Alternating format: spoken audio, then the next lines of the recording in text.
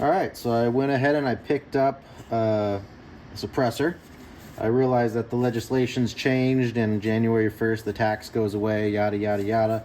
However, I also realized that there's going to be a massive backlog in suppressors once they open up the floodgates and everyone starts putting in for their Form 4s. So I went ahead and just got it now.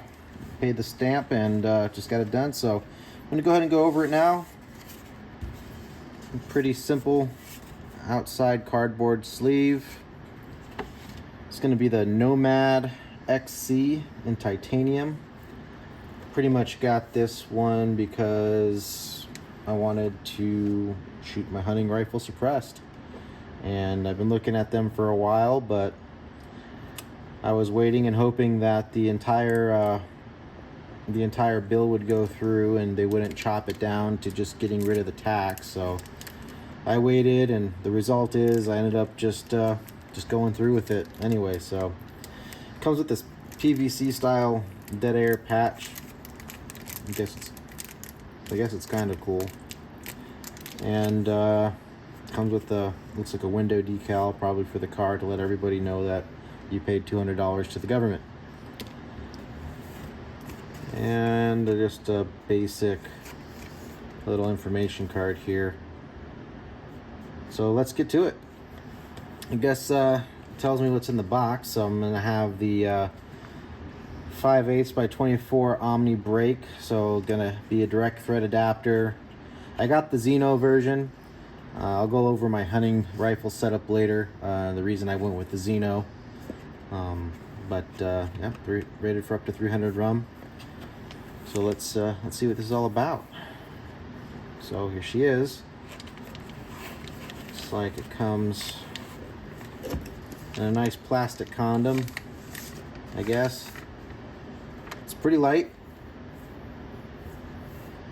It's got some texture in there. First impressions, the machining is definitely very clean, really well done. The weight is very negligible for a longer can. It's going to be because it is titanium. You see they got the direct thread adapter here. I'm thinking they gave us a tool. They gave us a couple tools. Okay.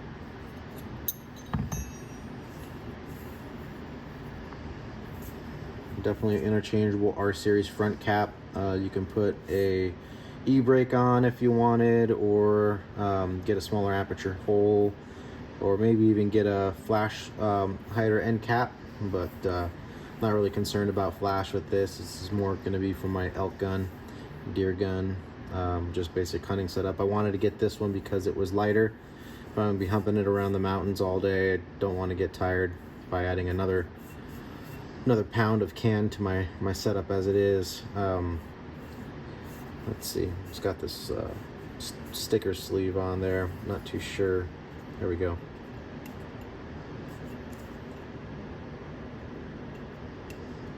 If I can get it off without looking retarded.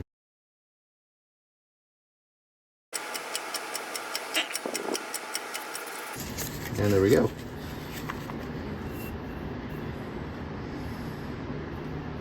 So the Xeno adapter seems to be threaded to this device here. It's gonna be a left-hand thread. Oh wow, it comes with a brake. I was not expecting that. I thought it was just a direct thread adapter, but yeah, it comes with the Cherry Bomb muzzle brake, which is not bad. Guess I could find a home for it later on. So we can look down there. Actually, no, these are traditional baffles. I must be getting that confused with the Sandman X. But you got traditional clip baffles in there. And I guess we'll throw it on the hunting setup and see what it looks like. Okay, so this is my hunting setup here. Rocking a tikka. So I'm left-handed. My options are pretty limited on what I can and cannot get. But I felt like the tikka had the smoothest action for my options, and the trigger was really nice. I got it in 300 Win Mag. It came as the T3X Lite, and at the end of the day, it ended up being way too light. And the 300 Win Mag with the bull barrel and a polymer stock kicked like a angry mule. So I ended up swapping out the chassis for a Boyd's hardwood stock to add some weight to it, which helped significantly with the recoil, but didn't quite do it. So I ended up going and having the barrel turned, and I added a recoil hog Xeno adapter onto here. This helped significantly reduce the recoil. And then because I got the Xeno, it inspired me to go ahead and get the cam. So we're just gonna see how easy she goes on here.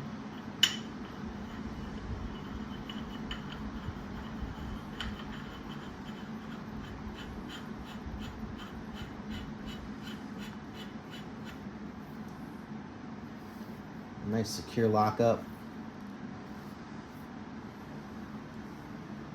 So that's what she looks like. Went ahead with the Night Force scope. I got the 4 to 32 zoom. Extremely good glass on these, by the way. They're pretty pricey, but worth every penny. The glass is very clear, the etching is very crisp, and the illumination, you get red, you get green as well. Alright, so we're out here for range day. We're going to go ahead and zero the rifle. We're going to start without the suppressor on, just to get some baseline. And then we're going to go ahead and put the suppressor on once it's zeroed, and then we're going to re-zero with the suppressor to see if there's any point of impact shift.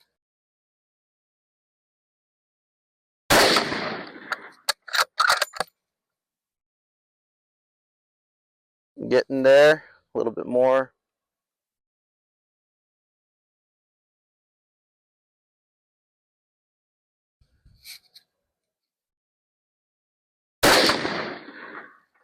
Just about there.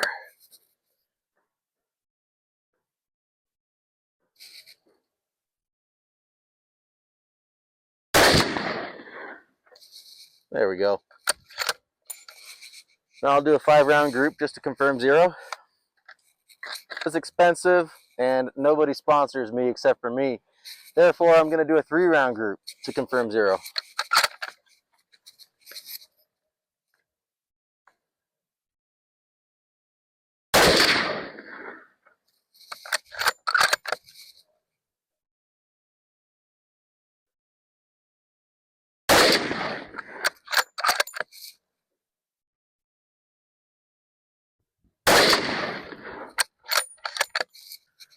Alright, so we're going to go ahead and put the suppressor on and see what it does.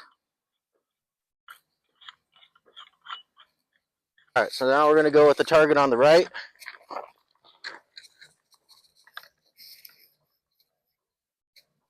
So we can differentiate which is which.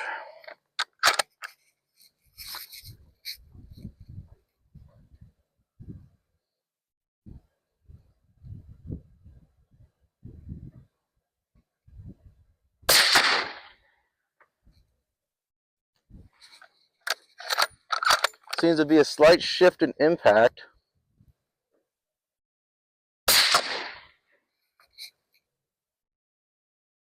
And a little bit more recoil.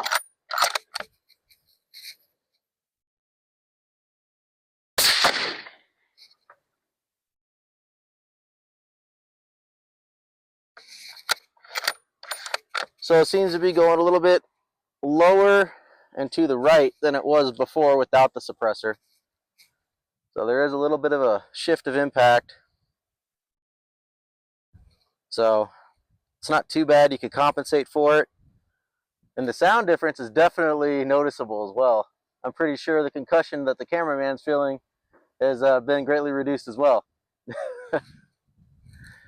But yeah, the brake by itself cuts down a shit ton of recoil. The suppressor puts on a little of that recoil back, but it does keep it pretty tame. But there is a big difference between without the suppressor and with the suppressor. Both have their pros and cons, but if I'm hunting, I'm definitely going to use the suppressor just for the fact that if I see something and I need to take a shot real quick, I don't have time to put my ear pro in. That's probably going to keep the church bells to a minimum.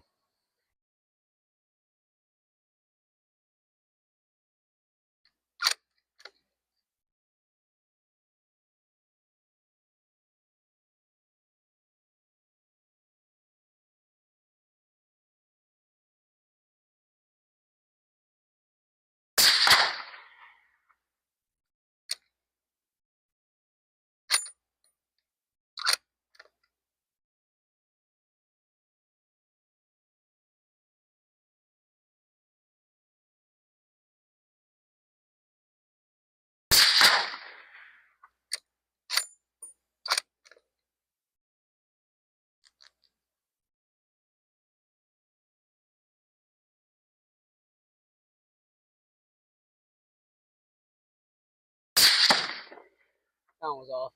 A little bit. Yep, that one was off. I fucking felt it. As soon as I let it go, I felt that shit. The titanium Nomad suppressor.